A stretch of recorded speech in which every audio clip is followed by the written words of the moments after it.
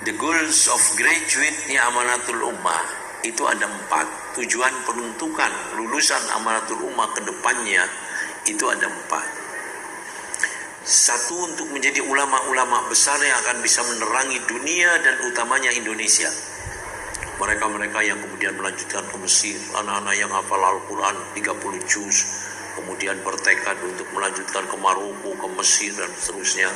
Yang Bapak Ibu tidak usah khawatir karena setiap tahun mesti saya sambangi.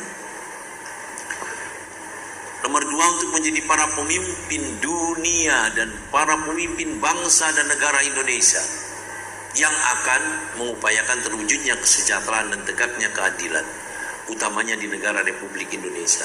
Kita tidak boleh putus asa, tidak boleh takut, tetapi bekali dengan bekal agar menjadi pemimpin yang bijak, pemimpin yang membawakan kebenaran. Indonesia butuh itu. Visi kita adalah untuk itu. Oleh karena itu, tujuan peruntukannya adalah nomor 2, untuk menjadi para pemimpin. Nomor 3, untuk menjadi para konglomerat besar yang akan memberikan kontribusi maksimal terhadap terwujudnya kesejahteraan bangsa Indonesia. Nomor 4, untuk menjadi para profesional yang berkualitas dan bertanggung jawab. Ini Bapak dan Ibu-Ibu sekalian. Kenapa itu?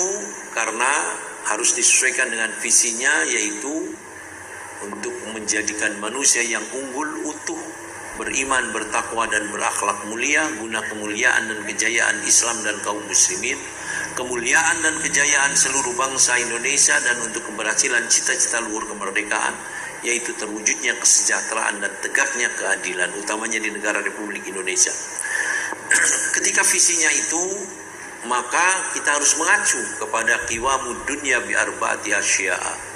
Awwaluha bi ilmil umara, wasani bi adlil umara, awwaluha bi ilmil ulama, wasani bi adlil umara, wasalisu bi sakhawatil aghniya, warrabi'u bi du'ail fuqara.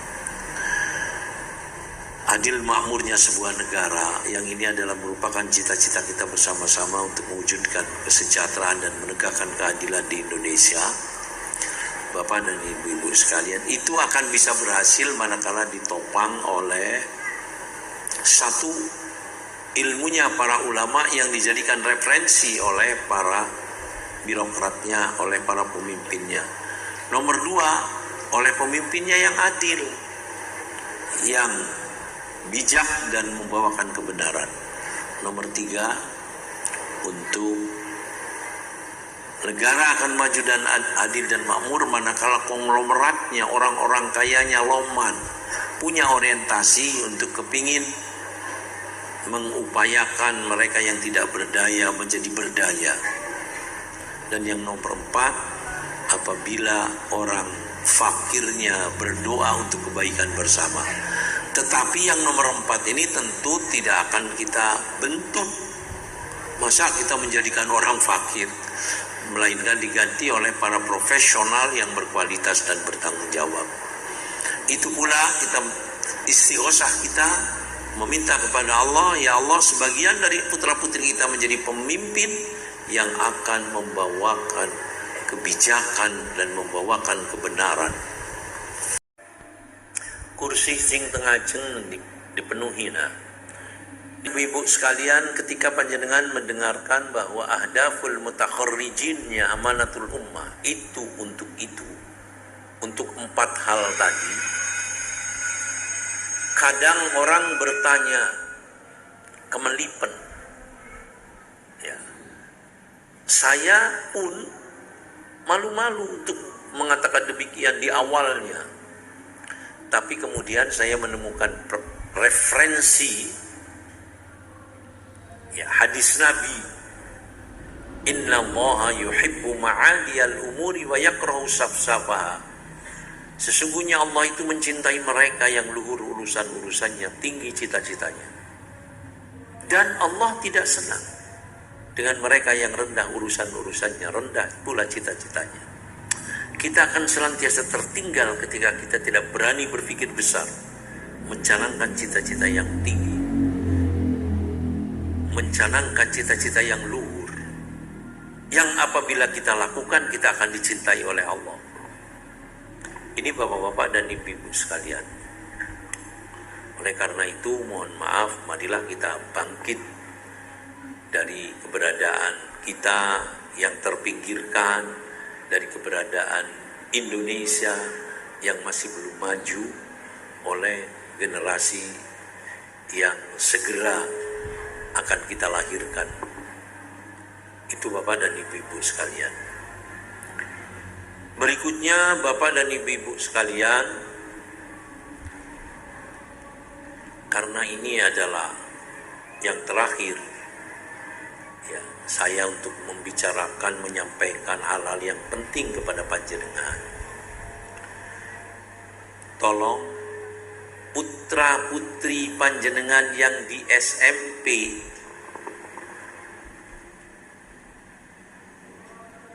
sebisa-bisanya melanjutkannya di SMA BB, sebisa-bisanya. Pak, apa enggak boleh ke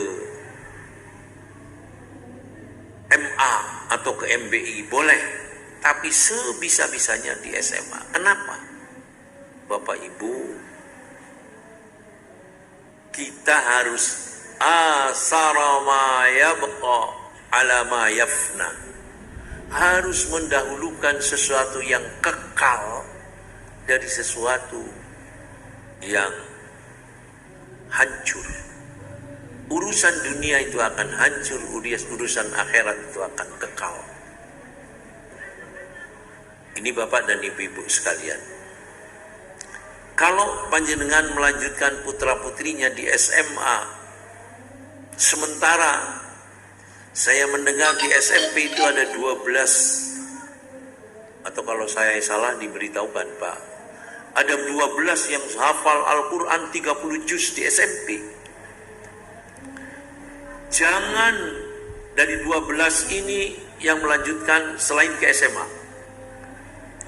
Di SMA yang hafal 30 juz itu ada 79. Ini Bapak dan Ibu-ibu sekalian. Maka putra-putri panjenengan akan meniti ke sana. Yang 12 pasti dan harus ke SMA. Sayang-sayang kalau tidak. Yang 15 sempurnakan menjadi 30 di SMA. Yang 9 sempurnakan menjadi 30 di SMA. Kenapa? Bukankah kita tidak bangga Bapak dan Ibu-ibu sekalian memiliki putra-putri yang di akhirat kelak keberadaannya di sisi Allah? Kita ini menjadi pembantu presiden, staf khusus presiden, senangnya luar biasa. Staf khusus wapres, senangnya luar biasa, bangga. Menjadi one team press itu senangnya luar biasa.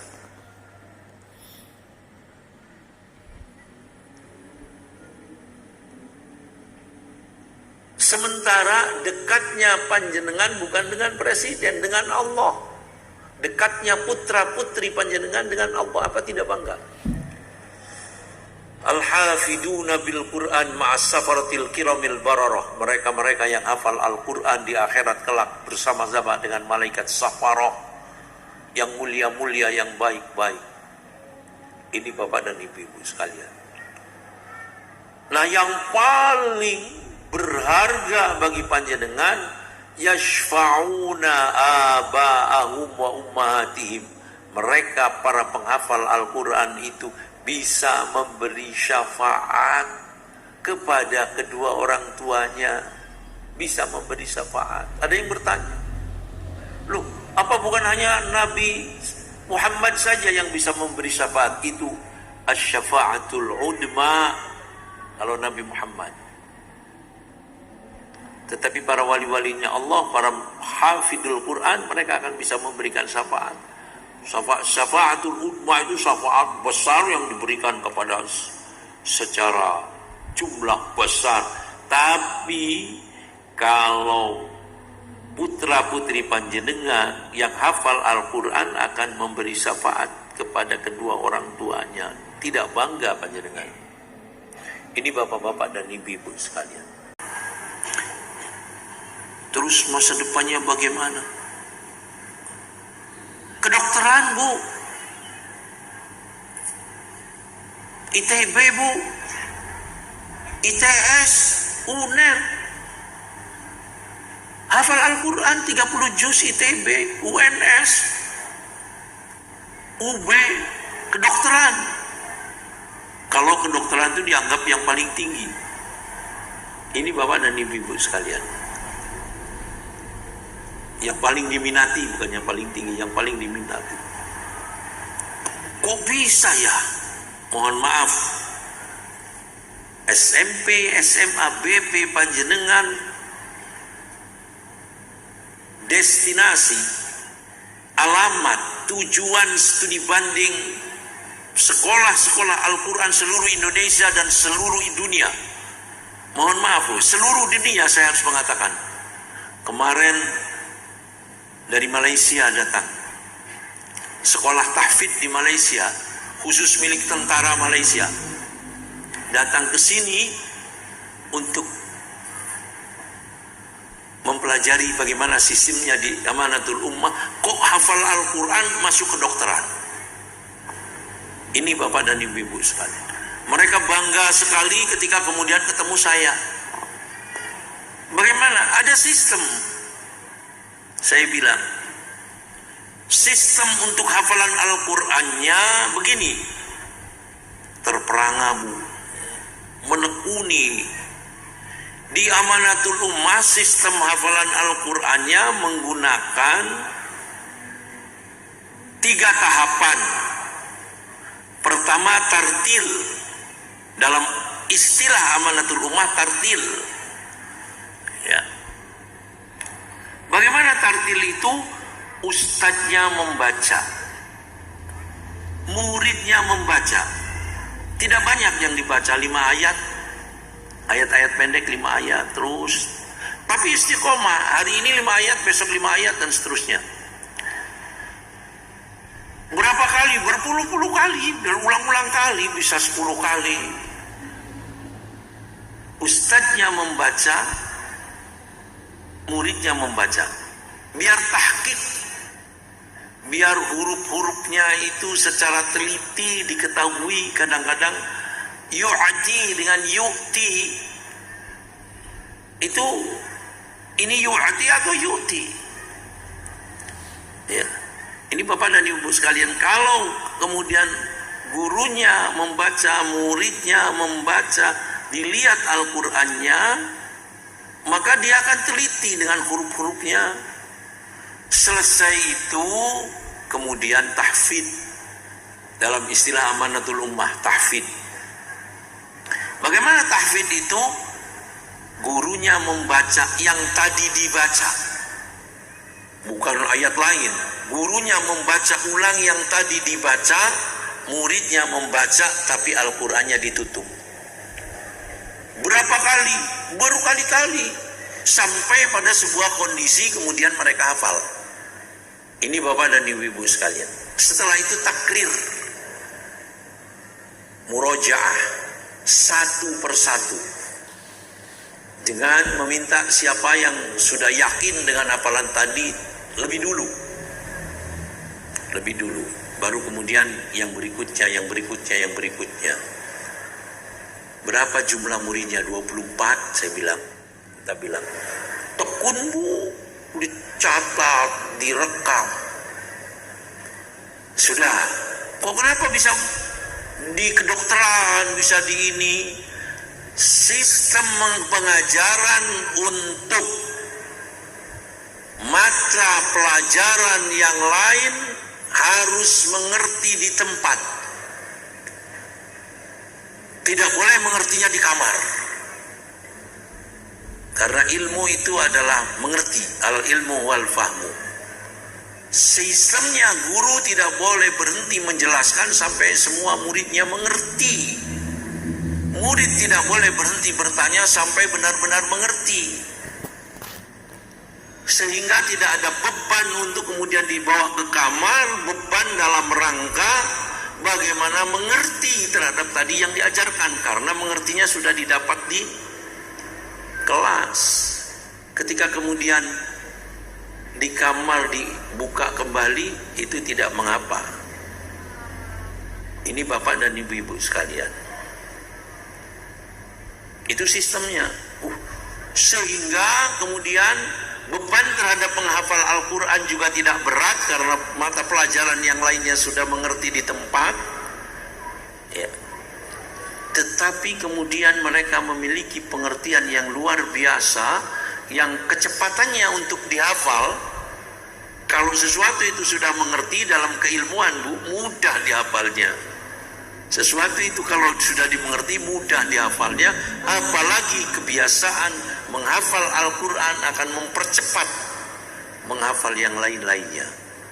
Itulah kenapa bahwa mereka pada hafal sampai puluhan juz, sampai sempurna 30 juz, tetapi mereka masuk kedokteran, mereka masuk ITB.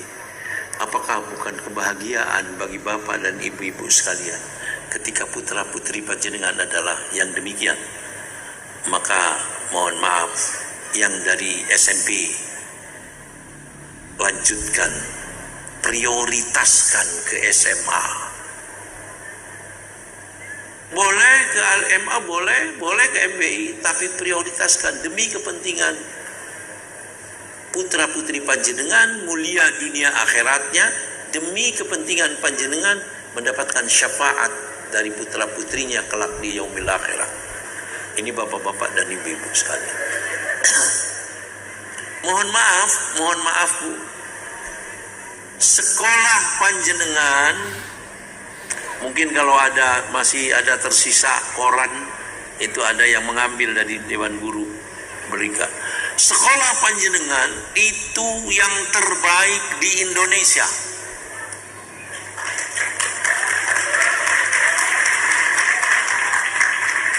Bukan hanya pesantren terbaik di Indonesia, bukan hanya sekolah pesantren yang terbaik di Indonesia, tapi seluruh sekolah.